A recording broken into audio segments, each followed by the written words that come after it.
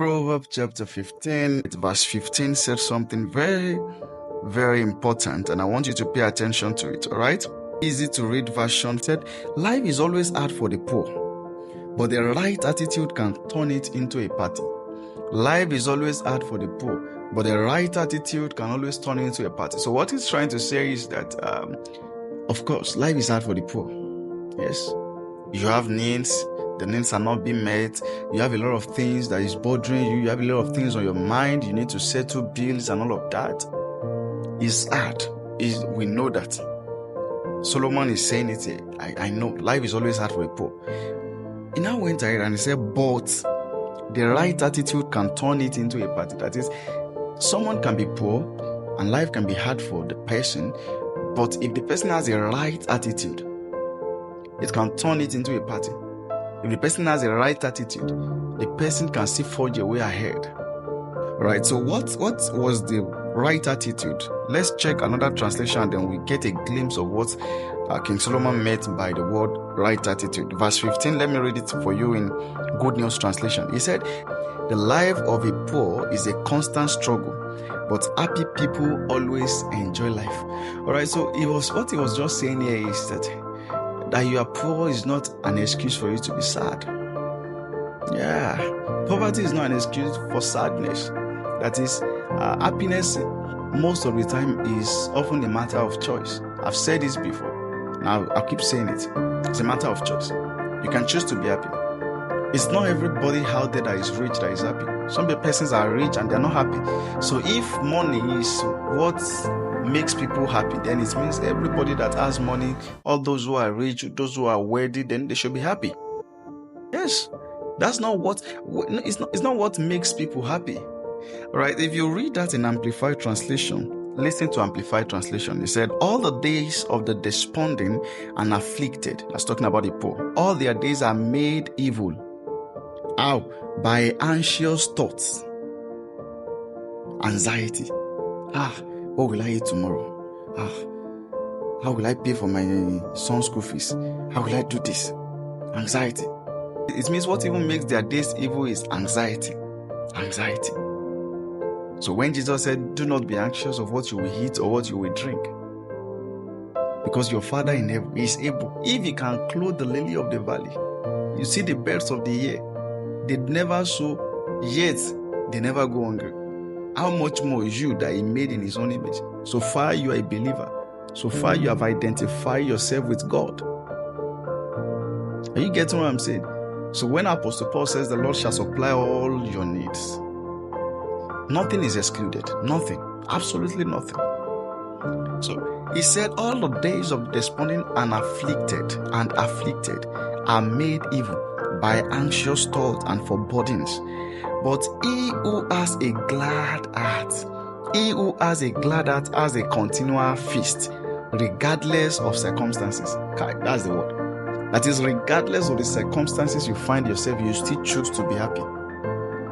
Right? That you have gotten to that point where you no longer allow circumstance of life to dictate your emotions. You no longer allow the circumstance of life to dictate your feelings. No. Your happiness is no longer tied to what you have. Yeah. Your happiness is not tied to your belongings. Your happiness is not tied to what you have at hand. Are you getting what I'm saying? Yes. Regardless of the circumstance, rejoice always. Yes. In fact, one of the things it does is it makes the devil to go crazy, because the devil wants you to be in that state of sadness. Yeah. But when he sees you, that it's not as if you have something, but regardless of that situation, regardless of that circumstance, you still choose to rejoice. Yes, you went to the hospital, they gave you a report that you have been infected with the disease, you are sick in your body, a lot of things, you are in pain, and irrespective of everything in the physical, you still choose to rejoice. It means that you have chosen to have faith in God. You have chosen to believe in the counsel of God and in the report of God more than the report of men. Yes, regardless. Joy is a feature. With joy, we draw from the wells of salvation. Is a fetcher. There is something joy does to some. I'm telling you, there is something it does to your spirit, man. Is a fetcher. All right, verse 30, he still went ahead to talk about this same subject matter. He was still laying emphasis on it. I really love the way Solomon was such a wise man that whenever he gives one of his words, he still goes ahead to lay emphasis on it. Yes, so wise man. Verse 30, smiling faces make you happy, and good news make you feel better.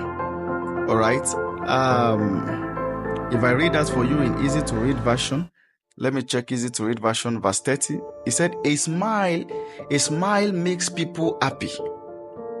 Good news makes them feel better. A smile makes people feel happy. All right. I mean, that's it.